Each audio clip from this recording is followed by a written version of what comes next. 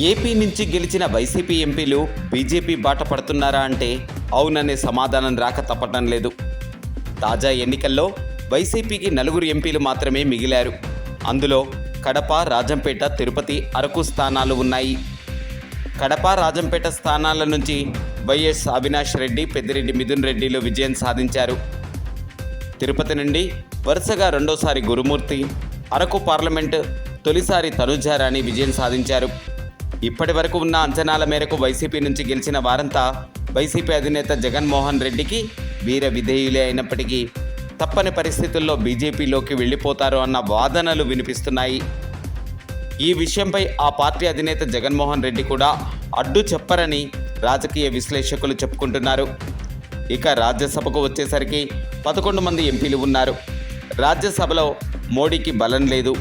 పోనీ టీడీపీకైనా బలం ఉందా అంటే రాజ్యసభలో లేదు. ఇప్పట్లో వచ్చే అవకాశం కూడా లేదు.